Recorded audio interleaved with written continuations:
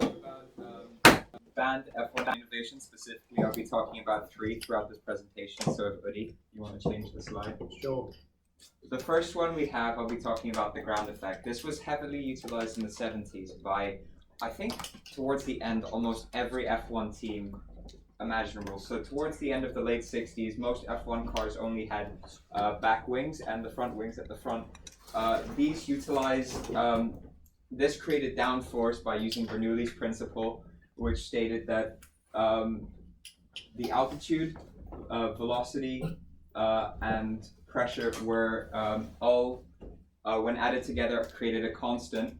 And considering and seeing how the altitude of an F1 car stays pretty much constant throughout the race, if you change the velocity of the air moving over the wings, the pressure decreases. So by having a larger distance for the air to travel under the wing, it creates a negative pressure which pulls the car towards the ground. This is useful for F1 cars because they want to keep as lightweight as possible, but with as much traction on the track. But the ground effect created this, used the Venturi effect, which is very similar, but it created a downforce to drag ratio of 20:1, which is nearly as good as most commercial airlines.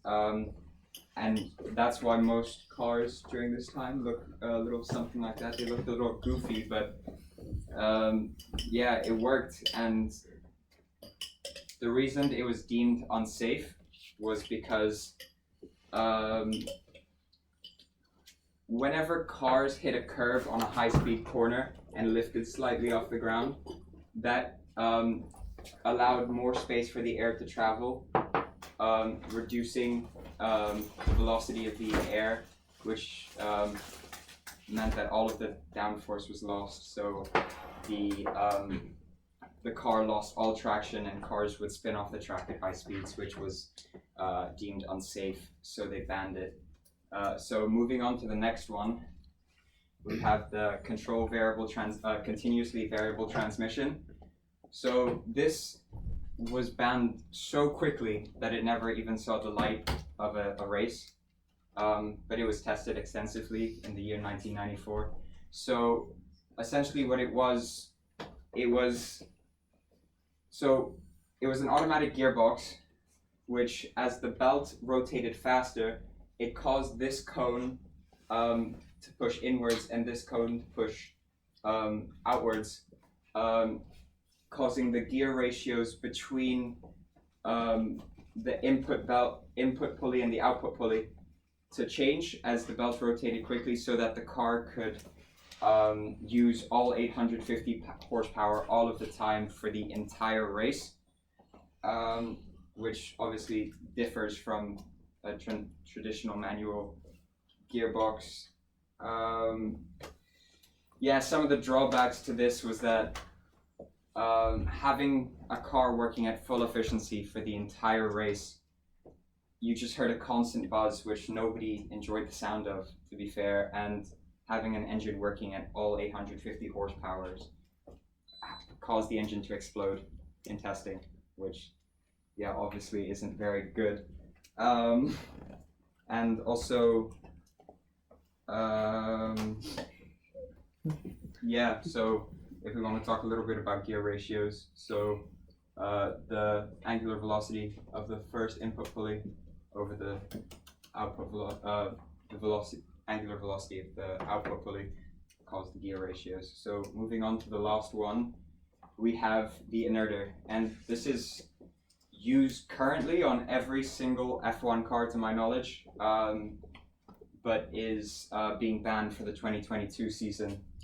And so this is a suspension mechanism for the springs. So naturally, springs in an F1 car, after hitting a bump, want to continuously oscillate, causing vibrations within the car. A traditional shock absorber used on every car, or most cars, looks a little something like this, in which a piston moves through oil and converts the linear kinetic energy from the spring into thermal energy that dissipates outwards. This works good enough for most cars, but in Formula One cars, when you have micro vibrations in the tires, the piston doesn't have enough room to build up substantial pressure in order to generate heat. So what they opt for instead is called an inerter, which is this little thing right here. So what it is a flywheel connected to a threaded rod, and essentially what happens is as the spring compresses with the inerter, the threaded rod spins the flywheel, turning the linear kinetic energy into rotational kinetic energy. And after a spring's been fully compressed and begins to expand again,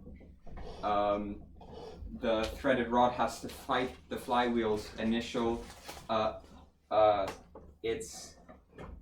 rotational inertia, which just creates destructive interference, as you can see on this graph here, which does a much better job at dissipating rotational energy into the linear energy and stops the spring from oscillating.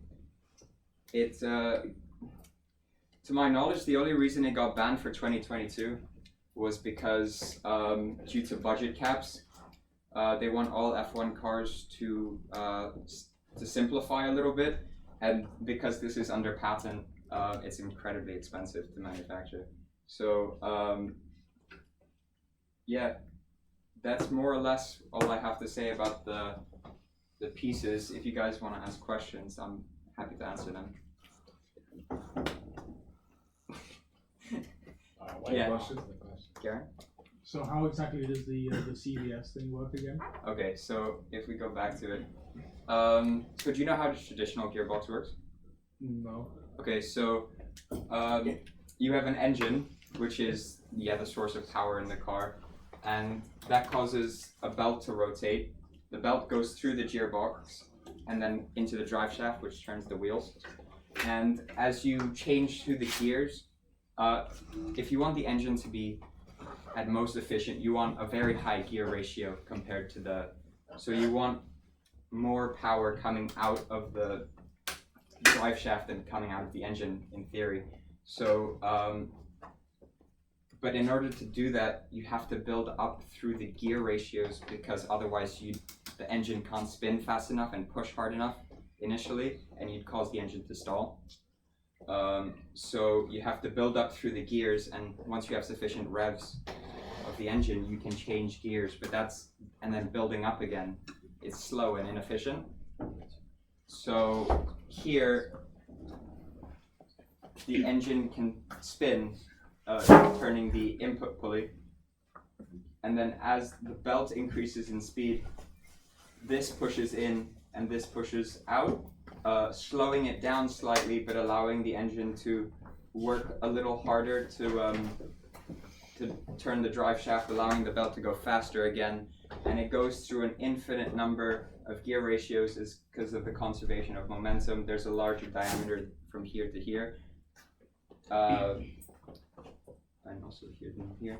So you can, does that explain it? Wait, so basically you're saying the output is greater than the input. So initially when it starts, the output is less than the input, so you're actually less efficient than the engine itself. So but it's a lot easier for the engine to start up and start to move. Okay. So, and then when you get towards the end, the gear ratio is really high because this is a lot smaller than this, so it's a lot greater than 1, if that makes any sense. Okay. If you talk about it like that. Okay. But do you want that? Which one do you want to be greater? Because you said the output should be. Yeah, you want to be here. So this is the end result. This is the end result, right? Okay. This is where you want to be. But if you start off like this, the engine doesn't have enough. It's not spinning fast enough. Okay. To be there, so you have to build up to it. Yeah. Okay.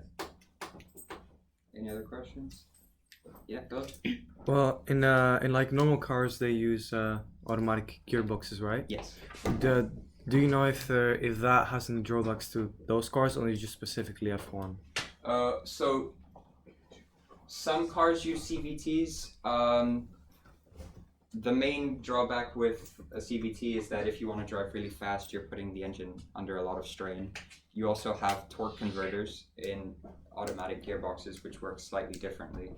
I can't tell you exactly off the top of my head how they work, but generally, automatic cars are less fuel efficient than manual cars.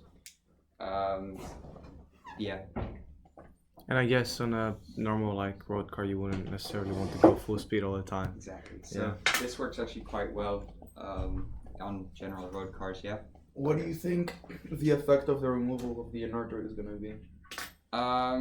So, I mean, it depends. I mean, there's still going to be the vibrations, and I think they're definitely going to be felt. But at the same time, the diameter of the wheels are increasing, which should decrease vibrations in the car, if I'm right about that. So I feel like it wouldn't make too big enough effect anymore. Yeah, any other questions?